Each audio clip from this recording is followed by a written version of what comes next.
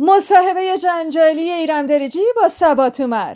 من هیچ وقت دلتنگ خانوادم نمیشم. دوست پسرام تو خونه من میمونن. به خودم قول دادم که عین لیدی گاگا. بیاید ادامه‌شو با هم دیگه بشنویم. دختر و پسرا به سلبریتی سودا خیلی خوش اومدید. اگر به اخبار ویژه سلبریتی ترکیه علاقه‌مندید، حتما کانال رو همراهی کنید.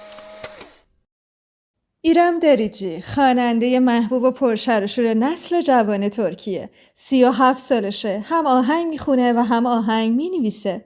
مدت طولانی هم نیست که وارد دنیای موسیقی حرفه‌ای شده. فقط 14 ساله که داره فعالیت میکنه، ولی انصافاً خیلی رشد و پیشرفتش خوب بوده و خیلی سریع تونست جایگاه خوبی واسه خودش بین مردم دست و پا بکنه. تو سال 2010 با چند تا تک آهنگ خودش رو به دنیای موسیقی معرفی کرد و اتفاقا جز کسایی بود که تو برنامه استعدادیابی اوسس ترکیه شرکت کرد و تا مرحله نیمه نهایی هم پیش رفت. در واقع اوسس ترکیه مثل خیلیای دیگه روشن کننده راه ایرم دریجی بود. و اما سال 2014 سال بخت و اقبال ایران بود، چرا که با تک آهنگ کالبیمین تک صاحبینه فضای مجازی و دنیای موسیقی پاپ رو ترکون و میلیون ها نفر در سراسر جهان تو یوتیوب آهنگش رو مشاهده کردن و البته بسیار هم پسندیدن. البته خودش اظهار نظرهای جالب و فانی در مورد این آهنگش داره که در ادامه میشنویم. Sensin bana gülüşün cennet melekler nur saçmış aşkım. ایرم دریجی با همین آهنگ عاشقانه‌ای که برای ما خونده بود خودش هم عاشق شد و در سال 2014 با ریزا سندمیر ازدواج کرد، ولی متاسفانه ازدواجشون دیری نپایید و در سال 2016 از همدیگه جدا شدن. بعد از اینکه از همسرش جدا شد انقدر نسبت به ازدواج و عشق و عاشقی زده شده بود که همین آهنگ رو با یک لیریکس جدید ولی متاسفانه پر از فحش و ناسزا و الفاظ رکیک نسبت به ازدواج و مباحث عاشقانه بازخوانی کرد. Bin defa küfrettim beni ona verene gerçekten pişmanım evlendiğime. ایرم همیشه به صراحت لهجه و شوخی‌های کمی تا قسمتی ناجورش که نیاز به سانسور داره مشهوره. به نظر مردم ترکیه یکم اخلاقش عجیب و غریبه، اما نسل جوان به شدت قبولش دارن. ایرم از اوناییه که به هیچ وجه عملهای زیباییشو پنهان نمیکنه و بالعکس خیلی راحت میگه که جراحی‌های زیبایی زیادی روی صورت و بدنش انجام داده و اتفاقا بعد از انجام این عملهای زیبایی خیلی از خودش راضی‌تره و احساس میکنه بسیار زیباتر شده. یکی از اظهار نظرهای جالب و البته مثل همیشه متفاوت ایرم دریجی در مورد همین تک آهنگ معروف خودش یعنی کالبیمین تک صاحبینه هست. تو یکی از برنامه‌ها میگه که من هر جا میرم این آهنگ رو میشنوم. من یکی از ضد ازدواج ترین و بدعنق ترین ها در ترکیه هستم، ولی با همین یه آهنگ من کل türkiye رفتن سر خونه زندگیشون و ازدواجهای موفقی هم داشتن. Çok şükür bin şükür seni bana verene yazmasın tek günümü sensiz kadere. Ya dünyanın en mutsuz insanı ben nasıl bütün Türkiye'yi evlendirdim ya? Neden bu sahtekarlık nedir? همچنان با کانال سلبریتی سودا همراه باشی که در ادامه جدیدترین مصاحبه ایرم دریجی رو داریم و صحبت‌های بسیار جنجالی که اونجا داشته.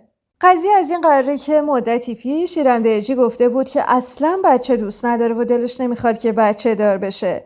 گفته بود چیزایی که گریه و جیغ و داد میکنن رو نمیتونه تحمل بکنه. در واقع این نظر شخصی ایرم دریجی در مورد داشتن بچه بود. ولی این اظهارات ایرم سیل انتقادات مردم ترکیه رو به سمتش روانه کرد و از اونجایی که ایرم توی عشق شانس نداره و البته این چیزیه که همیشه خودش میگه، مردم بهش تاختن و گفتن که شاید به خاطر همینه که هیچ مردی سمتش نمیاد، از اینکه دلش نمیخواد بچه دار بشه. و ایرم هم توی این اینستاگرامش این انتقادات رو پاسخ داد و به حالت خشمگین گفت شما همتون دیوونه شدید. حالا در گفتگوی جدیدی که همین اواخر ایرم دریجی با ثبات عمر روزنامه‌نگار معروف ترکیه انجام داد و اتفاقا مصاحبه بسیار صمیمانه و خودمونی هم بود، در مورد همین بحث عدم علاقه به بچه دار شدنش اظهارات جدیدی هم داشت. ایرم گفت من حسرت بچه دار شدن رو نمیخورم، اما حتی اگر بخوام هم نمیتونم بچه دارشم. دلیلش هم اینه که من اخیراً برای یک چکاپ معمولی رفتم پیش دکتر و متوجه شدم که دیگه توانایی تخمک گذاری ندارم و دکتر گفت اگر بخوای در آینده بچه دار بشی همین 2-3 تا تخمکی رو که داری رو باید برات فریز بکنی. ایرم در ادامه گفت من درسته که الان قصد ازدواج ندارم و اصلا به بچه دار شدم فکر نمی کنم، ولی انسان وقتی میفهمه که توانایی باروریش ازش gerife شده واقعا میترسه و نگران میشه. مردم هم باید این موضوع رو درک بکنن. İstemiyorumu geç. Zaten benim şu an istesem de çocuğum olmuyor. Neden? Rutin bir kontrole gittim. Okay. Şey dedi doktorum. Geçen sene dedi aşırı yumurtluyordun. Cirit atıyordu hepsi dedi rahimde. Şu an dedi yumurtlamıyorsun. 2-3 tane gözüküyor yumurta dedi. یه چیز جالب دیگه ای هم که ایرم دریجی بهش اشاره کرد این بود که من بعضی وقتا تا صبح خوابم نمیبره و به نحوه مردنم فکر میکنم، اینکه چجوری قراره بمیرم، تو خواب یا با سرطان. وقتی سوار هواپیما هستم و سفر میکنم همونجا تو پرواز فکر میکنم که آیا ممکنه هواپیما سقوط بکنه و بمیرم و نحوه مرگم به این صورت باشه؟ و اما یکی از مهمترین مباحث این مصاحبه صمیمانه جریانات عشقی ایرم دریجی بود و اینکه چطور انگیزه گرفته تا به آدمی که الان هست تبدیل بشه.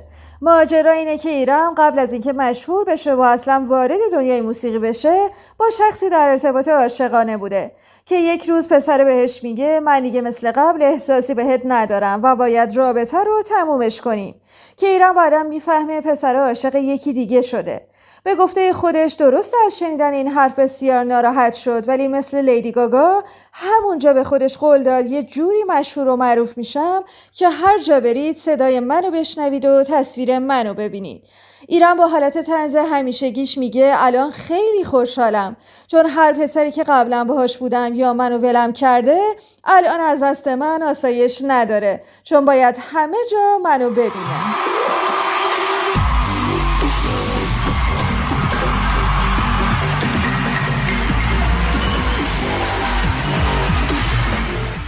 این مصاحبه صمیمانه پر از اظهارات عجیب ایرم دریجی و البته لحظه های خنده داره. یکی دیگه از اظهارات بی‌پرده ایرم که حتی در ترکیه که آزادی کلام وجود داره کمی عجیب هست اینه که به ثبات تومر گفت من آدم عاشق شدن نیستم ولی عاشق کرار زدن و فلرت کردن هستم. یعنی اون حس و حال اوایل آشنایی و پیام دادن‌های پرشور رو دوست دارم ولی faqat در همین حد. فلرت کردن و کرار زدن باعث میشه که حس سرزندگی و جوونی بکنم. Online'ım. Aşk maşk bilmiyorum zor ama hep flörtteyim. Hep olacağım. Ben çünkü hayatta hissediyorum kendimi flörtleşince biriyle. Böyle cildim güzelleşiyor. یک چیز جالب دیگه هم که ایرم گفتش این بود که من اصلا دلم واسه خانوادم تنگ نمیشه.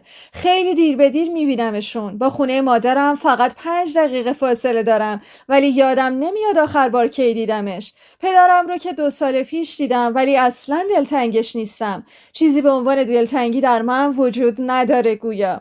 البته مسائل دریشو هم دارم و پدر من هیچ وقت پدر خوبی واسمون نبوده. در ادامه یه نکته خیلی باحال هم میگه اینکه دلتنگ دوست پسرام هم نمیشم چون با هر کسی وارد رابطه میشم بلافاصله میاد و تو خونه من ساکن میشه و ور دل من میمونه. واسه همین هم فرصتی واسه دلتنگی پیش نمیاد. البته که ایران با الفاظ رکیک‌تر و بامزه‌تر این قضیه رو تعریف میکنه. شاید یکی از جنجالی‌ترین چیزهایی که ایران در کمال راحتی ابرازش کرد این بود که درسته من آدم مشهوری هستم و این مشهور بودن رو خیلی دوست دارم ولی هیچ پسری برای برقراری رابطه با من پا پیش نمیذاره. اغلب این من هستم که دنبال برقراری رابطه هستم و به پسرها اون کسایی که دوستشون دارم یا ازشون خوشم اومده پیشنهاد میدم. پسرها اغلب از این ترس دارن که چون من آدم مشهوری هستم امکانش هست که بخوام رسواشون بکنم و یا حتی از زبان تند و تیز من هم میترسن. این در نوع خودش بسیار جالب بود و باعث خنده و البته تعجب ثبات تومر شد. همونطور که گفتم صمیمیت و بیشیله پیله بودن ایرم دریجی بسیار مورد علاقه مردم ترکیه است.